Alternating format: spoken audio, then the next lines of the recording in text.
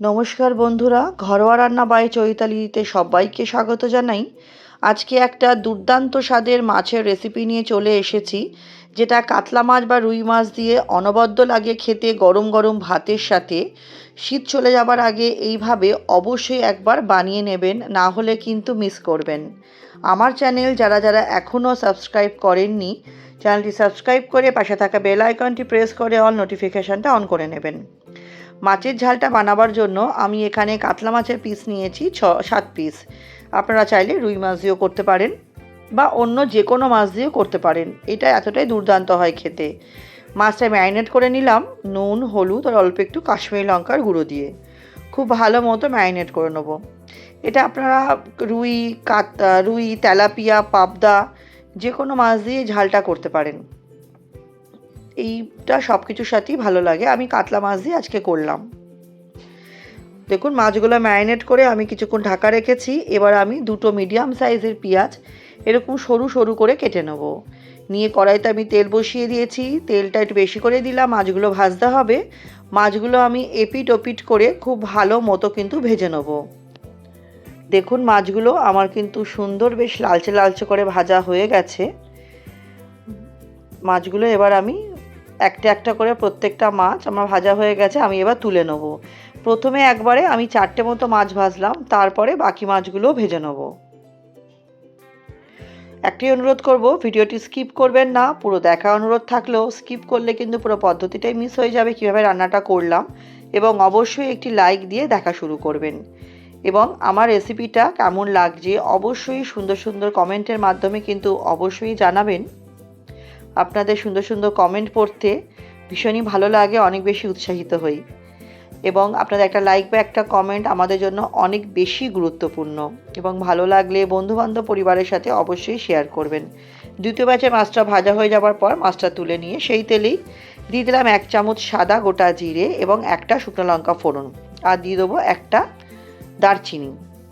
দিয়ে ফোড়নটা আমি কিছুক্ষণ একটু ভাজা ভাজা করে নেব। ফোড়নটা ভাজা ভাজা করে নেওয়ার পর আমি এর মধ্যে যে পেঁয়াজ দুটো আমি কেটে রেখেছিলাম সেই পেঁয়াজ দুটো দিয়ে দেবো। পেঁয়াজ দুটোও কিন্তু আমাকে ভালো মতো ভাজা ভাজা করে নিতে হবে। বেশি কড়া ভাজার দরকার নেই, কালার চেঞ্জ না হওয়া অবধি পেঁয়াজটা আমি একটু ভালো মতো ভাজা ভাজা করে নেব। বেশি কড়া হয়ে গেলে কিন্তু পেঁয়াজটা পুড়ে যেতে পারে। পেঁয়াজটা এখানে ভাজা হতে থাক, আমি একটা মশলা রেডি করে নেব। তার জন্য মিক্সিং জারে দিয়েছিলাম আমি 1 ইঞ্চি আদা। আদাটা আমি গ্রেট করে দিই সবসময়।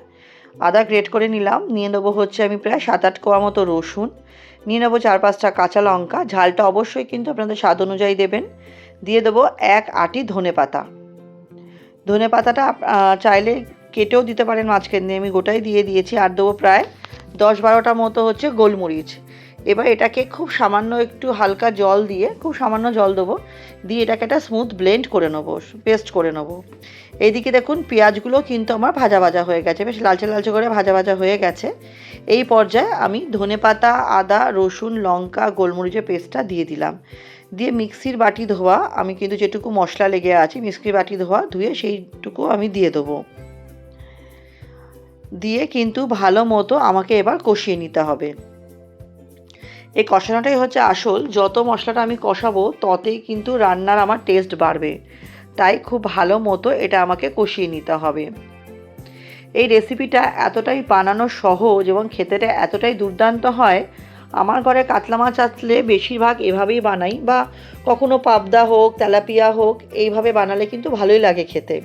কিছু গুঁড়ো মশলা ব্যবহার করব। দিয়ে দেবো হচ্ছে 1 চামচ মতো ধনে গুঁড়ো, আর জিরে গুঁড়ো দেবো হচ্ছে আমি 1/2 চামচ। জিরে গুঁড়োটা একটু কম দিয়েছি, ধনে গুঁড়োটা একটু বেশি দিয়েছি। দেবো হলুদ ছোটো চামচের 1/2 চামচ, স্বাদ অনুযায়ী নুন দিয়ে দেবো। দিয়ে এবার খুব ভালো মতো কিন্তু এটা আমাকে কষিয়ে নিতে হবে। এর মধ্যে আমি কোনো রকম ঝালের বা রঙের লঙ্কা গুঁড়ো ব্যবহার করিনি। ভালো মতো আমাকে কিন্তু গুঁড়ো মশলাগুলো দিয়ে কষিয়ে নিতে হবে মশলার সাথে, যাতে গুঁড়ো মশলার কাঁচা গন্ধটা চলে যায়। আমি এটা মিনিট 3-4 জন্য ঢেকে রাখবো। মিনিট 3-4 পরে দেখুন আমার মশলাটা কিন্তু খুব ভালোভাবে কষে গেছে। এবার আমি একটু খুন্তি দিয়ে মশলাটাকে নাড়িয়ে দিচ্ছি। মশলাটা আরও কিছুক্ষণ আমি কষবো, যতক্ষণ না মশলা থেকে আমার তেল ছাড়ছে। মশলা দেখুন কষাতে কষাতে আমার মশলা থেকে তেল ছেড়ে এসছে। এটা আমি মিনিট 2-3 ধরে কষিয়েছি। একটু ভালো মতো এটাকে নাড়াচাড়া করে দেবো। যাতে লক্ষ্য রাখতে হবে যাতে মশলাটা নিচে লেগে না যায় আর যাতে সুন্দর করে দেখুন তেল ছাড়তে আমার শুরু করে দিয়েছে। আরও কিছুক্ষণ মশলাটা কষিয়ে নিলাম। দেখুন এখন একদম রেডি হয়ে গেছে। এই পর্যায়ে আমি দিয়ে দেবো হচ্ছে 4 চামচ মতো ফেটিয়ে রাখা টক দই। টক দইটা আমি আগে থেকে একটু ফেটিয়ে রেখেছিলাম, সেটা পুরোটাই এর মধ্যে দিয়ে দিলাম। এবার টক দইটা দিয়েও কিন্তু খুব ভালো মতো আমাকে মশলার সাথে টক দইটাকে কষিয়ে নিতে হবে। টক দইটা যখন দেবেন তখন গ্যাসের ফ্লেমটা কিন্তু অবশ্যই লো টু মিডিয়াম রাখবেন, না হলে কিন্তু টক দইটা দেওয়ার সাথে সাথে কিন্তু ফেটে যেতে পারে। সেই জন্য টক দইটা দেওয়ার সময় গ্যাসের ফ্লেমটা লো রাখলাম, রেখে কিন্তু টক দইটা খুব ভালো মতো মশলার সাথে আমাকে সময় নিয়ে কষিয়ে নিতে হবে। কষাতে কষাতে দেখব আমার ধনেপাতার যে সবুজ রঙটা একটু গাঢ় হয়ে আসবে। রেসিপিটা আমার কেমন লাগছে অবশ্যই কিন্তু আমাকে জানাতে ভুলবেন না। পুরনো বন্ধু যারা আমার পাশে থেকে এতদিন আমাকে সাপোর্ট করে গেছেন সবাইকে অসংখ্য অসংখ্য ধন্যবাদ। আশা রাখবো ভবিষ্যতেও সাপোর্ট করবেন এইভাবেই, এবং নতুন বন্ধুদের অনেক স্বাগত। দেখুন গল্প করতে করতে কিন্তু মশলাটা আমার কষানো হয়ে গেছে। এটা আমি কিছুক্ষণের জন্য ঢেকে দেবো। কিছুক্ষণ ঢেকে রাখলে মশলাটা যেমন খুব সুন্দরভাবে মজে যাবে আর এটা খেতেও ভালো লাগবে। দেখুন দুর্দান্তভাবে মশলাটা আমার রেডি হয়ে গেছে। এই পর্যায়ে এর মধ্যে আমি দিয়ে দেবো হচ্ছে জল। আপনারা যেরকম ঝোল রাখতে চান সেরকম জল দেবেন। এই রান্নাটা কিন্তু খুব একটা বেশি ঝোল ঝোল হয় না, এটা হালকা একটু গ্রেভি গ্রেভি হয়। তাই জন্য আমি এখানে অল্প করেই জল দিলাম। পরিমাণ বলতে ছোট চায়ের কাপের 1 কাপ জল দিয়েছি, কারণ মশলাটাও একটু ফুটবে, সেদ্ধ হবে, আর এখানে মাছটা দিয়েও ফোটানোর ব্যাপার আছে, সেই হিসাবে ভালো মতো খুন্তি দিয়ে কড়ার গায়ে যেটুকু লেগে আছে সেই মশলাগুলো আমি কিন্তু ঝোলের মধ্যে নামিয়ে দিচ্ছি। ঝোলের মধ্যে আমি একবারে ভাজা মাছগুলো দিয়ে দেবো, যাতে ঝোলটা আর মাছটা একসাথেই ফোটে এবং মাছের মধ্যে যাতে ঝোলটা ঢোকে। দেখুন সবকটা মাছই আমি একটা একটা করে ঝোলের মধ্যে কিন্তু সাজিয়ে দিচ্ছি। বন্ধুরা অনুরোধ করব আমার মতো করে একবার অবশ্যই বাড়িতে কিন্তু ট্রাই করবেন।